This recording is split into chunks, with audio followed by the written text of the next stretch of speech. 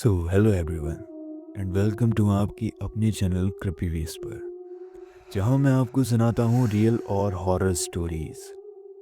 अगर आपके पास भी है कुछ ऐसे ही रियल हॉरर स्टोरी, तो आप डिस्क्रिप्शन में दिए गए ईमेल पर सेंड कर सकते हैं।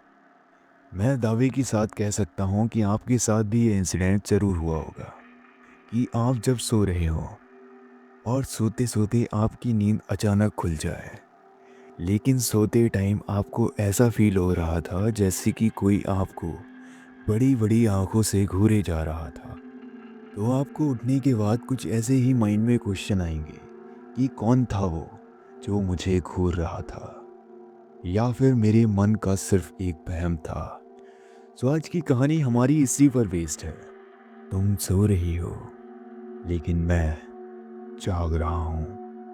रात का अंधेरा हमेशा कुछ राज अपने साथ लाता है। वो राज जो कभी दिखाई नहीं देते लेकिन महसूस ज़रूर होते हैं। ये कहानी रीना की है, जो एक ऐसी रात का सामना करती है जिसने उसकी ज़िंदगी हमेशा के लिए बदल दी। रीना अचानक अपनी नींद से जागती है। उसकी सांसें तेज हो जाती हैं। वह धीरे धीरे उठती है और कमरे में चारों तरफ देखती है। रीना धीरे से कहती है, ये कैसी आवाज़ थी? ऐसा क्यों लग रहा है कि जैसे कोई मुझे देख रहा है?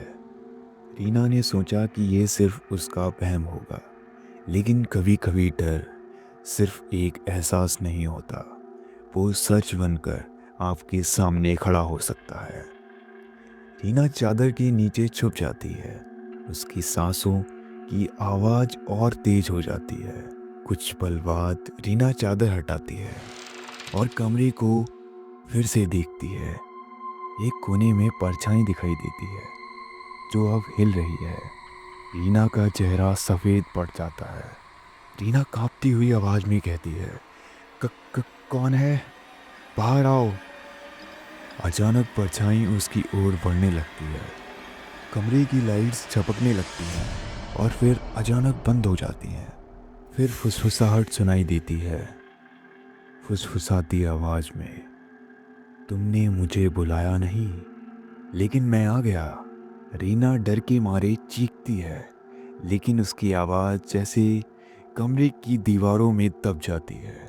परछाई गायब हो जाती है, लेकिन कमरे में ठंडक और सन्नाटा छा जाता है। डर कभी कभी दिखता है, लेकिन वो आपको अपनी मौजूदगी का एहसास ज़रूर करवाता है।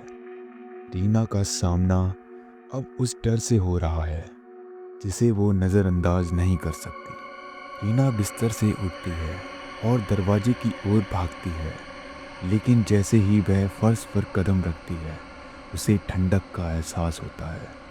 दरवाज़ा अपने आप धीरे धीरे खुलने लगता है। रीना घबराकर बोलती है, ये सब क्या हो रहा है? कोई मुझे बचाओ। दरवाजे पर खड़ा काला साया अब रीना के सामने आ चुका है। उसकी आंखें काली हैं और चेहरे पर एक भयानक मुस्कान है। वो साया रीना से डरावनी आवाज़ में कहता है, मैं हमेशा से ही यहाँ था, लेकिन तुमने मुझे कभी नहीं देखा। आज मैं तुम्हें देख रहा हूँ। रीना डर के मारे बिस्तर पर गिर जाती है। वो साया धीरे धीरे गायब हो जाता है। कमरे में फिर से खामोशी छा जाती है, जैसे कि कुछ हुआ ही ना हो। रीना के चेहरे पर डर साफ साफ झलक रहा था। रीना को लगा कि सब खत्म हो चुका है, लेकिन डर इतनी आसानी से पीछा नहीं छोड़ता। रीना डरते डरते कमरे से बाहर जाने की कोशिश करती है। जैसे ही वह दरवाजे के बाहर कदम रखती है, उसे पीछे से कुछ आवाज़ सुनाई देती है। फुसफुसाती आवाज़, तुम सोचती हो मैं चला गया? रीना डर की वजह से पलट कर देखती है। वह देखती है कि कमरे के अंदर बिस्तर पर कोई सो रहा है, लेकिन जैसे ही वह चादर उठाती है, उसकी आंखें खुली की खुली रह जाती हैं।